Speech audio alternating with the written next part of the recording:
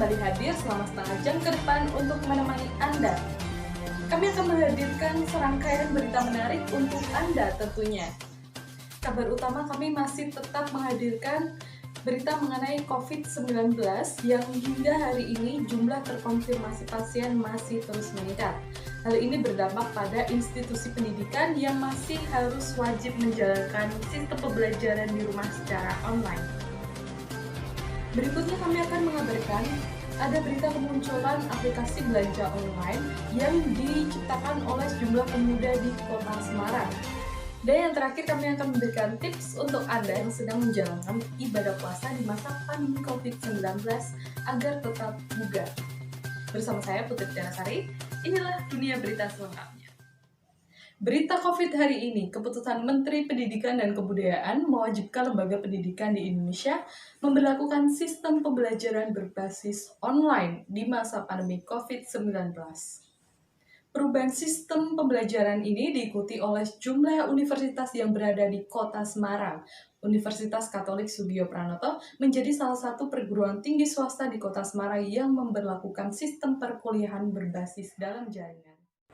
Dilansir dari data Kementerian Kesehatan Republik Indonesia, pada 8 Juni 2020, kasus pasien terkonfirmasi sebanyak 32.000 jiwa, meninggal 1.800 jiwa, dan jumlah pasien sembuh 10.000 jiwa. Kementerian Pendidikan dan Kebudayaan mengeluarkan surat edaran keduanya tentang pedoman penyelenggaraan belajar dari rumah dalam masa darurat penyebaran COVID-19.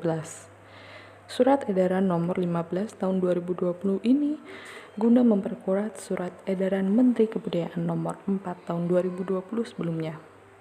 Sementara itu, Rektor Unika juga mengalami 3 kali masa revisi mengenai perpanjangan perkuliahan online dari yang sebelumnya diperkirakan normal pada 12 April 2020, ini diperpanjang menjadi 11 Juli 2020 mendatang.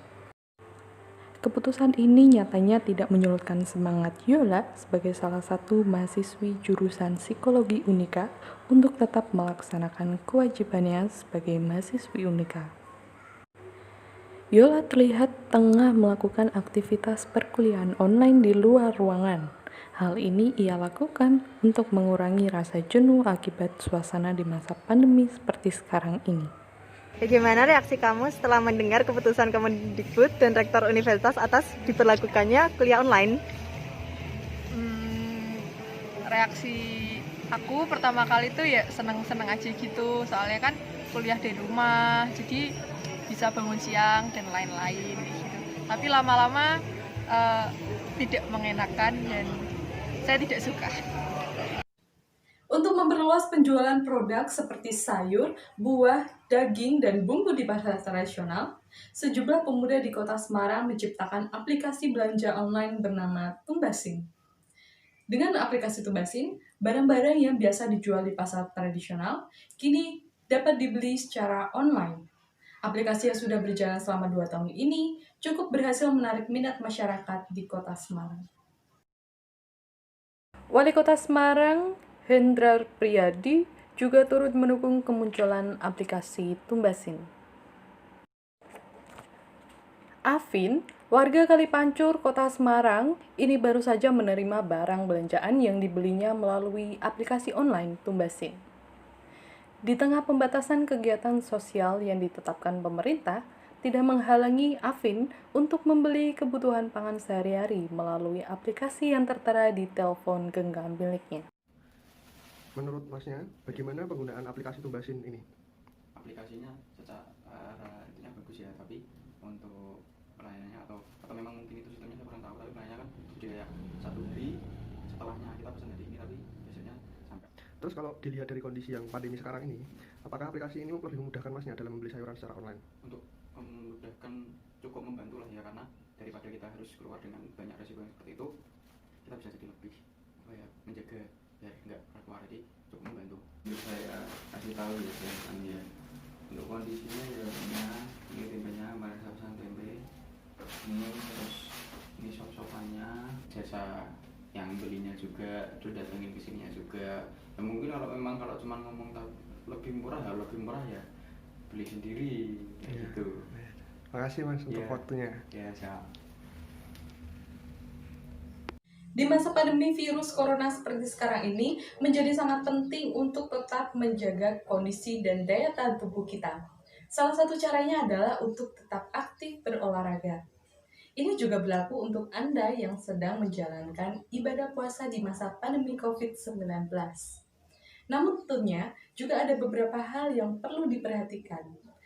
Seperti dilansir dari data halodoc.com, berikut tips yang dapat menjadi referensi Anda di rumah untuk tetap bugar selama menjalankan ibadah puasa di masa pandemi COVID-19.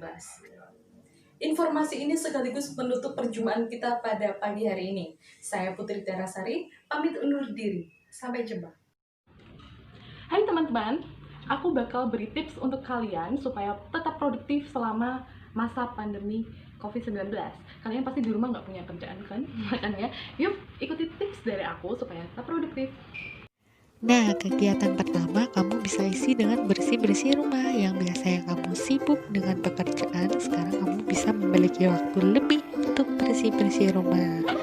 Rumah bersih, hati happy. Yang kedua ada olahraga ringan. Seperti ini kamu bisa lakukan setiap 15 menit dalam sehari.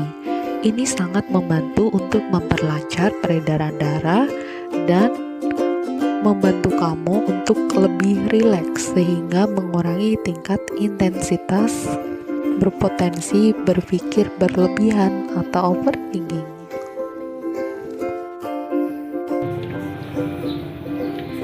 Nah guys, setelah melakukan aktivitas tadi yang produktif, jangan lupa untuk memenuhi kebutuhan cairan tubuh kita selama sehari, minimal 8 gelas sehari ya.